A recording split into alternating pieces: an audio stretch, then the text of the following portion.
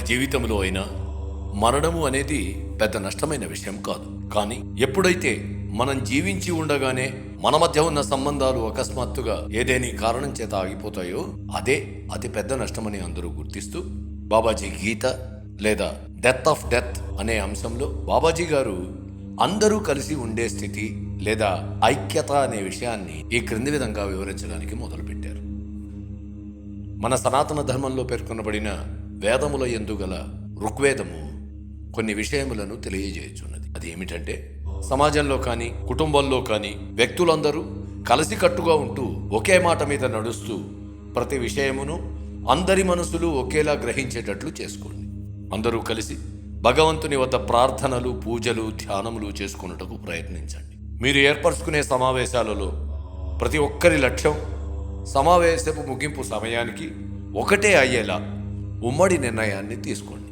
మీ కోరికలు, మీరు చేసే చర్చలు, మీరు ఆచరించే విధానాలను ఉమ్మడిగానే నిర్వహిస్తూ మీ అందరి హృదయాలను ఐక్యంగా ఉంచుకోండి. ఎప్పుడైతే ఉద్దేశపూర్వకంగా మీరందరూ ఐక్యంగా ఉంటారో ఆ సమయముననే మీలో గల ఐక్యతాభావం ద్వారా సమాజంలో కానీ కుటుంబంలో కానీ వ్యక్తుల మధ్య ఐక్యత ఏర్పడి మీ జీవితములు సుగమము అవుతాయి. కనుక మరణముపై విజయాన్ని సాధించాలన్న తపన గల ప్రతి ఒక్కరూ చేయవలసినది ఏమనగా, ఎవరైతే శాంతి స్వరూపుడు, వెలుగులకే వెలుగైనవాడు, ప్రాపంచికత నుండి విముక్తుడైనవాడు, మరణం లేని జీవితముతో అపారమైన జ్ఞాన సంపదను కలిగి ఉన్న ఆనంద స్వరూపుడు, ఎవరిపై ఆధారపడని సర్వోన్నత గురువుకు సాష్టాంగ నమస్కారము చేసి సర్వస్య శరణాగతి చేస్తూ నిజాన్ని నిర్భయంగా అంగీకరిస్తూ ఋగ్వేదంలో చెప్పబడిన పద్ధతిలో నడుచుకుంటూ సమాజానికి మరియు పేద ప్రజలకు సేవ చేస్తూ స్వచ్ఛమైన మనస్సుతో జ్ఞాన సముపార్జన చేస్తూ తద్వారా స్వీయ సాధన కోసం మిమ్మల్ని మీరు సిద్ధం చేసుకుంటూ గురువుగారి పట్ల హృదయపూర్వకంగా విధేయత కలిగి ఉంటూ క్రియాయోగ సాధనకు కావలసిన ధ్యాన పద్ధతిని తెలుసుకోవాలనే కోరిక కలిగిన మీ తోటి వారికి ఓర్పుతో అన్ని విషయములలో వారికి సరైన తోడ్పాటును అందించడానికి తీవ్రమైన ప్రయత్నాన్ని కొనసాగిస్తే మీరు తప్పక ఆనందమయులై, ధనవంతులై, సంతోషకరమైన మరియు శక్తితో కూడిన ఆధ్యాత్మిక జీవితాన్ని గడపగలరు. అంతేకాక మీ చుట్టూ ఉన్న వారందరికీ కూడా మీరు పొందగలిగిన జీవితాన్నే అందించగలగడమే డెత్ ఆఫ్ డెత్ లోని సారాంశమని తెలుసుకోండి.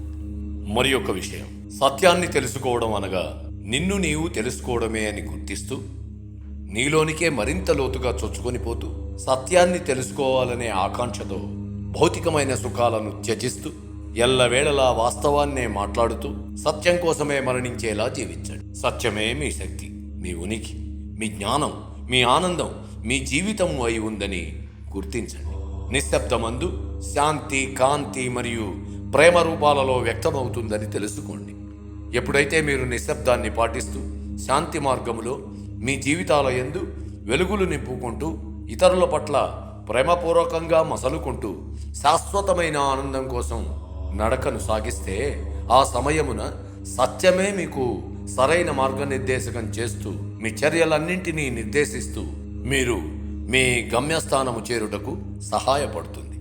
మరొక ముఖ్యమైన విషయం, తనకు తాను తెలుసుకోవాలని తపన కలిగిన వారెవరైనా ప్రతిరోజు కొంతసేపు ఆధ్యాత్మిక పుస్తకాల అధ్యయనం చేస్తూ మీరు ఎంపిక చేసుకున్న కొంతమంది స్నేహితులతో కలిసి సామూహిక సత్సంగాలను, ధ్యానములను చేయడం వలన అవి మీకు దీర్ఘకాలంలో ఆధ్యాత్మిక మార్గమందు ప్రయాణం చేయుటకు ఉపయోగపడి మీలోని మనస్సును ఉన్నతమైన స్థానంలో ఉంచడానికి మార్గము సుగమం చేస్తుంది. అన్ని సమయములలో మీ చుట్టుపక్కల గల ప్రాంతాలను ఆధ్యాత్మిక అంశాలతో నింపుకుంటూ నిస్వార్థ సేవా దృక్పథంతో ప్రేమపూర్వక హృదయాన్ని కలిగి ఉంటూ కొంత నిశ్శబ్ద ఆధ్యాత్మిక సాధన చేస్తూ కనీసం కొందరినైనా వారి యొక్క లౌకిక జీవితపు దుస్థితి నుంచి ఆధ్యాత్మికత వైపు ఉన్నతీకరించగలిగితే ప్రపంచం మొత్తం మీకు శాశ్వత కృతజ్ఞతలను తెలుపుతుంది.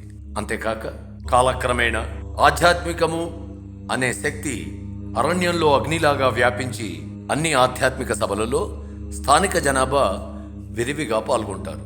అప్పుడే అద్భుతమైనటువంటి పని చేశాము అనే సంతృప్తిని మీరు కూడా పొందగలరు. కాబట్టి ప్రతి క్రియాయోగి ఆధ్యాత్మిక విజయం కోసం బాధ్యతగా ఉంటూ ప్రతి ఆశావహులకు డెత్ ఆఫ్ డెత్లోని విషయాలను అందిస్తూ స్వీయ సాక్షాత్కారమే మీ ఉనికి యొక్క అంతిమ లక్ష్యం, అదే మీ విధి అని చెబుతూ తన్ను తాను తెలుసుకోవడం లేదా భగవంతుని గురించి తెలుసుకోవడం అనేదే నిష్కపటమైన మరియు శాశ్వతమైన సంతృప్తిని కలిగించే అన్వేషణ. అంటే మరి ఏ ఇతర అన్వేషణల వలన శాశ్వతమైన సంతృప్తిని, ఆనందాన్ని పొందలేరనే అర్థాన్ని తెలియచేయండి. మరి ఒక విషయం, స్వీయ సాక్షాత్కారానికి గల మార్గం అనేక ఇబ్బందులతో ఉంటాయని తెలుసుకుంటూ సాధారణంగా జీవితంలో ఎదురయ్యే పరీక్షలు వారిని వేధిస్తూ ఉన్న కష్ట సమయంలో మానవుడు అతని జీవశక్తిని కోల్పోతాడు. వ్యక్తి యొక్క చింతలు మరియు ఆందోళనలు కారణంగా అతనిలోని ఇంద్రియ సమూహము మందకోడిగా పనిచేస్తూ విచారము మరియు నిరాశ అనే మనోభావములు బయటకు వ్యక్తమవుతూ ఉంటాయి. ఈ సమయంలో ప్రతి ఒక్కరూ వారి కోసం వారు జీవిస్తూ అందలి మాధుర్యాన్ని ఆస్వాదించడానికి, తన ఉనికిని తాను తెలుసుకోవడానికి సమయం దొరకదు.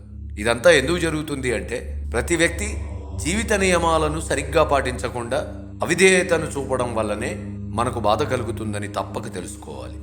కొన్నిసార్లు మనకు కలిగే చేదు అనుభవములు కూడా భగవంతుని విధానాన్ని, అతని శాసనములను అర్థం చేసుకోవడానికి ఉపయోగపడతాయని గుర్తించండి. సాధారణంగా మానవులందరూ క్లిష్ట పరిస్థితులలో కొంత అంతర్గత శాంతిని పొందే ప్రయత్నంలో భాగంగా పవిత్రమైన పుస్తకాలను చదవడం, దేవాలయాలను సందర్శించడం, అలసిపోయినా సరే తీర్థయాత్రలు చేయడం మొదలగు అనేకమైన ఇతర కర్మలను చేస్తూ ఉంటారు. ఇచ్చట ఒక విషయాన్ని బాగా అర్థం చేసుకోవాలి. స్వీయ సాక్షాత్కారము అనగా తన్ను తాను తెలుసుకోవడము అనే కోరిక కలిగి ఉండడమే కాదు, దానిని పొందాలనే ఉద్దేశంతో తీవ్ర సాధనలను కొనసాగిస్తూ ఉంటే ఆ సాధనా ఫలితమే అకస్మాత్తుగా సత్యంతో ముఖాముఖిగా తీసుకువస్తుందని విశ్వసించండి. సాధకులు సత్యం యొక్క వాస్తవ లక్షణాలపై అవగాహన కలిగి ఉన్నప్పటికీ తద్వారా వారు ఆశించిన ఫలితాలకు దూరంగా ఉండడానికి కారణం ఏమనగా ప్రతి వ్యక్తి మొదట సూత్రములను విస్మరించడమే.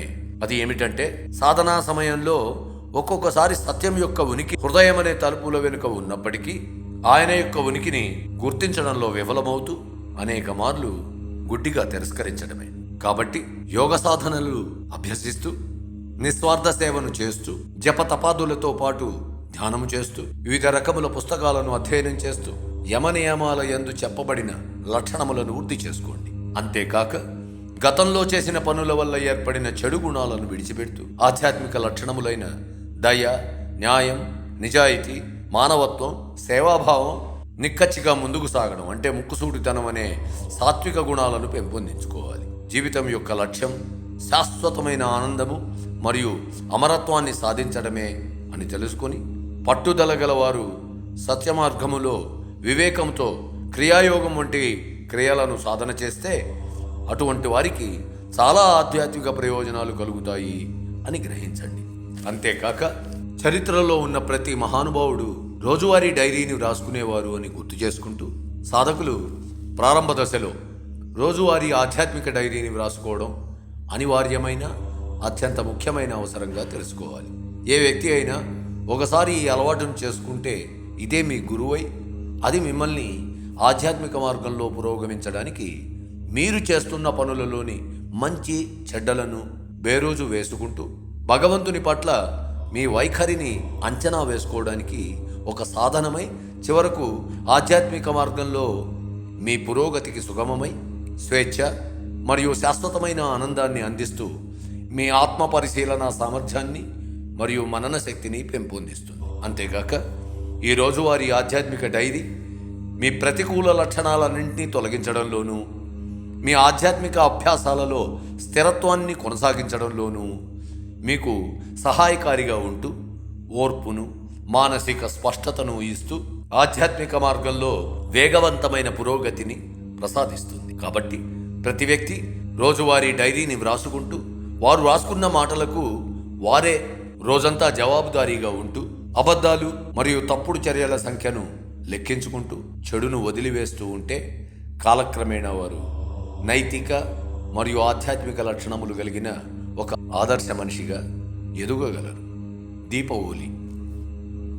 ప్రతిరోజు ప్రతి మానవుడు తమలో కాస్త ఊపిరి మిగిలి ఉన్నంత వరకు తమను తాము సచ్చిదానంద దీపముగా మరియు దీపవోలిగా చూడాలని దీపావళి పండుగ గుర్తు చేస్తుంది అని తెలుసుకుంటూ ప్రతి ఒక్కరూ వెచ్చలవిడిగా ధనాన్ని వెచ్చించి పటాసులతోనూ రుచికరమైన ఆహార పదార్థాలతోనూ ఎవరికి వారు వినోదభరితులు అవడమే కాకుండా పేద పిల్లలకు ఆకలితో అలమటిస్తున్న వారిపై కూడా కొంత శ్రద్ధ వహించి వారి ఆనందానికి కారకులవుతూ మీ వంతు సహాయాన్ని అందిస్తూ అందరిలోనూ సచ్చిదానంద దీపాన్ని చూస్తూ దీపావళి పండుగను జరుపుకుంటూ దీపావళిని ఆస్వాదించండి.